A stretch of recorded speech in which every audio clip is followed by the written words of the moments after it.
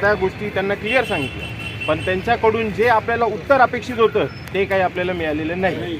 त्यामुळे आपण तिथून सगळ्यांनी मीटिंगवरती बहिष्कार टाकून आपण जे इकडे आलेलो, तर त्याच्यावरती आता सगळ्यांशी बोलल्यानंतर एक असं समस्याचं जे हे निघालेलं आहे की मला सोमवारपर्यंत मी तुम्हाला सगळ्यांना एक अर्ज बनवून देणार आहे. त्या अर्जात असं असणार आहे की आम्हाला हा प्रकल्प नकोच आहे. आणि आमच्यावर कोणत्याही प्रकारची जर बळजबरी केली गेली तर त्याला शासन जबाबदार राहील. जे काही अनुचित गोष्टी घडतील त्याच्यासाठी शासन जबाबदार राहील. असा रीतसर एक मी अर्ज बनवून त्याच्यात बरेचसे अजून कायदेशीर मुद्दे पण मी ॲड करून तुमच्याकडे प्रत्येक गावाच्या ग्रुपमध्ये मी आहे.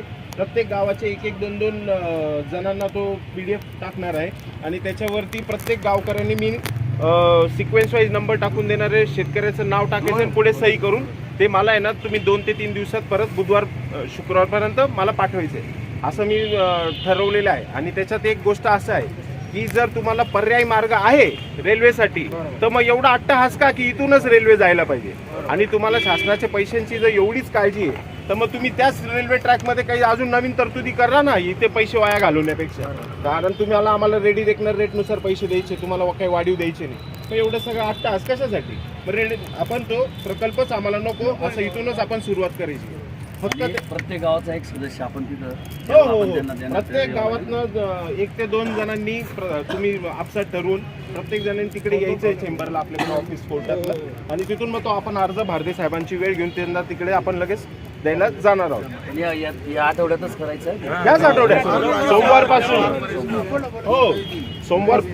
उपस्थित सर्व आपले रेल्वे बाधित शेतकरी बंधूंनो, आपण केलेल्या 15/12/2000 रोजीचं रास्ता रोको आंदोलन, त्याच्यात आपल्याला माननीय तहसीलदार साहेबांनी दिलेल्या आश्वासनानुसार जे रेल्वे प्रकल्प भूसंपादन अधिकारी आहेत रवींद्र भारदे साहेब यांनी आपली आज तहसील कार्यालय येथे मीटिंग लावलेली होती. आपल्या समस्या आणि पुढील रेल्वेबद्दलची माहिती त्यांनी देण्याचं काम केलं. परंतु या आपल्या शेतकरी आणि अधिकारी वर्गाच्या झालेल्या बैठकीत जेव्हा आपण आपले प्रश्न उपस्थित केले त्यानंतर जबाबदार अधिकारी म्हणून भारदे साहेब यांनी आपल्याला सर्व उत्तरे देत असताना फक्त हे आमच्या कायद्यात नाही, ते माझ्या न्यायकक्षेत नाही, हे असं होणार नाही, ते मी वरिष्ठांना कळवतो. हे आपण पहिल्या दिवशी ज्या दिवशी इंटिमेशनच्या सुनावणीच्या वेळेस जे सांगितलं होतं, नाशिकला जे उत्तरं सांगितले तेच नाशिकला मालेगाव येथे त्यांनी उपस्थित केलेले. त्यामुळे यात पूर्ण उडाउडीचा उत्तर हे त्यांनी दिलेले. आणि यात शेतकऱ्याचा जो शेती जात आहे ते शेतीचा पूर्ण नुकसान होऊन कोणताही मोबदला ना शेतकऱ्याचं उपजीविके साधन हे दिले जाणार नाही. त्यामुळे आम्ही सर्व शेतकरी बांधव या प्रकल्पाला तीव्र विरोध करून हा प्रकल्प रद्द करण्यात यावा. कारण की जर तुम्हाला मनमाड, नांदगाव, चाळीसगाव, धुळे हा रेल्वे मार्ग आधीच प्रस्तावित आहे, हा अत्यावश्यक आहे, असा झालाच पाहिजे असा काही नसून हा फक्त एक लादला गेलेला आहे. कारण की या प्रकल्पाला मागील काही काळात लोकसभेत सुद्धा विरोध झालेला होता. 40 वर्षापूर्वी विरोध झालेला होता. हा जबरदस्तीने लादलेला शेतकरी वर्गाचा पूर्ण जीवन उद्ध्वस्त करणारा हा प्रकल्प आज भारत सरकारने कार्यान्वित करण्याचं जे ठरवलेले, त्यात एक शेतकरी या नात्याने, शेतकरी या उद्देशाने मी लोकशाही या अधिकाराने सर्व शेतकरी बांधवांना सांगतो की यात आपलं नुकसान होत असल्या कारणाने आपल्या मुलांचं भविष्य हे आजच अंधारात आहे.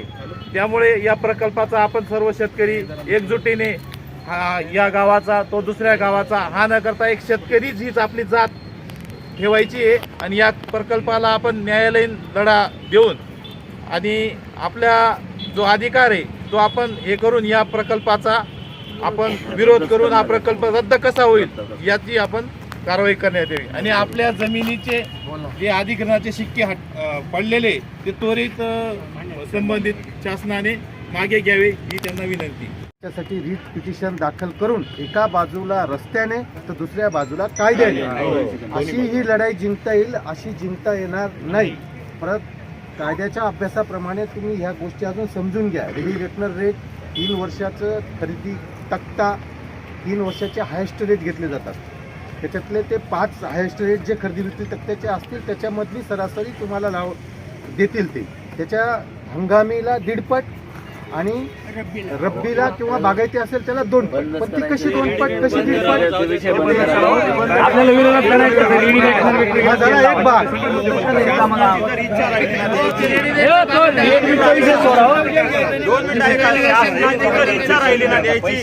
घडी घडी तरी एकतर रेट अरे शिल्वा ना आपल्याला तर करायचं नाही तर विषय येत नाही. आपल्याला विरोधात करायचं तर बाकी काय करू? आपण ते रेट गेलं केलं आहोत. आपल्याला रेटची काय घेणे? त्याला जर विरोध करायचा आहे तर रेटचा काय संबंध येतो? ज्या गावले जाणून मी त्याला रस्ता विचारणार नाही ना. बरोबर आहे ना, रस्त्याच्या गावाला सर्व घरातला मतभेद बाजूला दिसून आपण एकत्र येतो. जर गावावर संकट होणं तर आपण सगळं मतभेद विसरी सण आपण गावामध्ये एकत्र येतो. जसं कधी जिल्ह्यावर संकट होणं तर सगळा मतभेद विसरून आपण एकत्र आलं पाहिजे. जर राष्ट्रावर संकट होणं जात पात धर्म पंथ प्रांत सगळं मतभेद विसरी सण आपण एक देशना नागरिक म्हणून एकत्र येतो. त्याच पद्धती तुम्हाला काही मतभेद असेल कोणा कुठला पक्ष असेल कोणी नेता असेल तो सध्या पुढे डोक्यातून काढी टाका. आपला डोक्यात एकच प्रश्न देऊ फक्त तो शेतकरी आणि एक स्पष्ट मागणी ठेवानी विनाकारण लोक विचार तुम्ही काहीच भेटाव नाही. 8 लाख ना वर रुपये गावातून येत असताना काही काही लोक सांगतात की तुम्ही जाईरात त्यामुळे या चेक लेट होई राहणार तुम्ही बळेच किडा पाडी राहणार अशा सुद्धा काही लोक सांगी राहणार लोक. आता आमच्या गावातून आम्ही इथे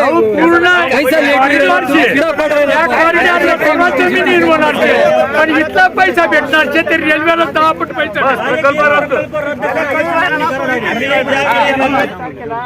जळगाव पुणे येथे 22 सगळीकडे 22 नाही 22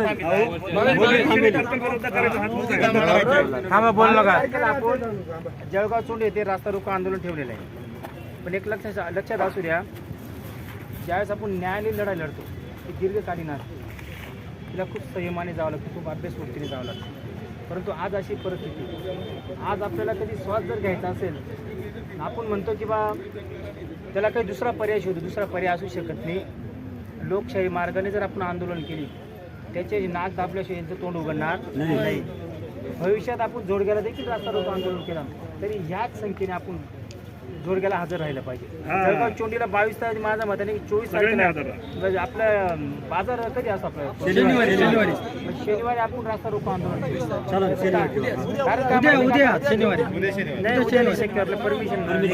परमिशन पुढच्या शनिवारी आपण गावोगाव जनजागृती करून सगळ्यांना हात जोडून विनंती आहे.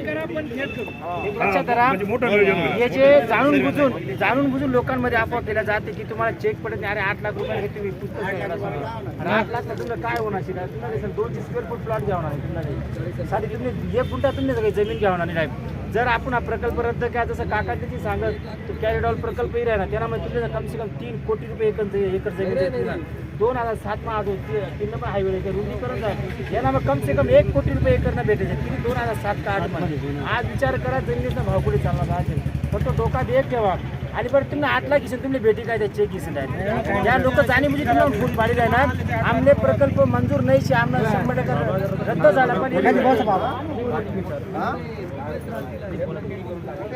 प्रकल्प रद्द झाला पाहिजे का तुम्ही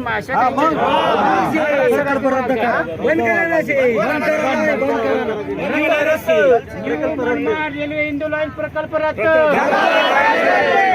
मनमाड रेल्वे इंदू लाईन प्रकल्प रद्द पर्याय सांगून द्या त्यांना पर्याय आहे. दुसरी गोष्ट जर समजा खूपच अत्यावश्यक गरज असेल तर त्यावेळेस प्रकल्पातून कुठल्या शेतकऱ्याचं नाही नागरिकाचं आडून पडलेलं नाही. त्यांना पर्याय रस्ता तिकडे समजा नालगाव आहे 40 गाव आहे त्या मार्गाने सुद्धा जाऊ शकतात. आणि 1985 पासून या प्रकल्पाला विरोध आहे. मग जाणून बुजून शेतकऱ्यांच्या जीवावर उठवण्याचं काम शासन प्रशासन करत आहे. म्हणून आमची स्पष्ट मागणी आहे हा प्रकल्प रद्द झाला पाहिजे. ही माझीच नाही जे प्रकल्पवादी शेतकरी आहेत या भागातले शेतकरी त्याची इच्छा आहे की या प्रकल्पाला आमचा तीव्र विरोध आहे आणि हा प्रकल्प रद्द झाला पाहिजे. New Manmad Indore railway line प्रकल्प रद्द जो मनमाड इंदोर रेल्वे लाईन प्रकल्प रद्द. या सर्व शेतकरी बांधवांना म्हणणं आहे, जोपर्यंत तुमच्या म्हणण्याप्रमाणे हे शासन काम करत नाही तोपर्यंत सर्व शेतकऱ्यांच्या मागे लोकशाही धडक मोर्चा एकदम ठामपणे उभा आहे, हे या ठिकाणी ग्वाही देतो आणि तेच थांबतो. 16 गावातील लोकांच्या जमिनीत अधिग्रहण करतायत रेल्वे. 13 वर्षापूर्वीचा प्रस्ताव त्यांनी पाठवला आहे. नवीन दराविषयी कुठल्याही प्रकारचे त्यांनी ज्या पद्धतीने आपण 5 वेळेस गेलो, 5 वेळेस त्यांनी जे उत्तर दिले ते जिथं दिलेले. पहिली गोष्ट, त्यांना न्यायाच्या बाबतीत त्यांच्याकडे अधिकार नाही, तर त्यांनी इथं बैठी केली, यायलाच नाही पाहिजे. बरोबर.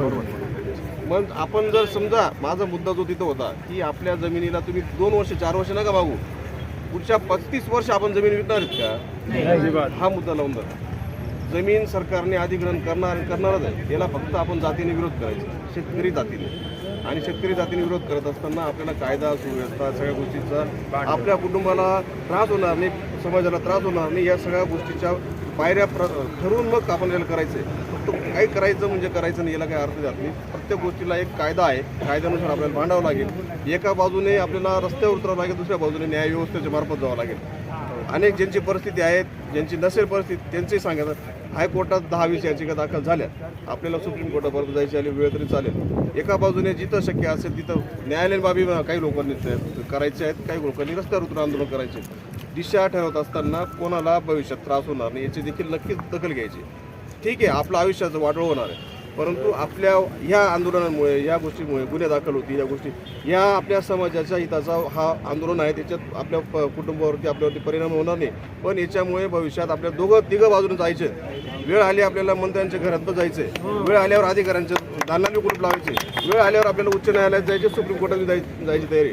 परंतु असलेल्या बाजारभावाचा जो आता भाव आहे याच्यानुसार भेटला पाहिजे. त्याच्यापेक्षा 35 वर्ष आपण जमीन विकणार नाहीत, आपले फळ बागा 35 वर्ष पीक देणारच आहेत. या संदर्भातच आपल्याला सगळे मांडायचे. प्रत्येकाला प्रत्येकाच्या जमिनीच्या मोबदला, चांगला मोबदला भेटला पाहिजे, ही सगळ्यांची अपेक्षा पूर्ण होईल. त्यासाठी सगळ्यांनी किंतु परंतु शकरदादा आंदोलन करतोय, तुम्हाला पटत नाही, तो करतोय, मला पटत नाही, ज्याच्या त्याच्या भावना त्याची त्या मनात ठेवा आणि आपल्या सगळ्यांच्या एकत्रितपणामुळे आपल्याला न्याय भेटू शकतो याची भावना जिवंत ठेवा आणि त्याच्यावरती काम करत राहा. एवढं माझं म्हणणं.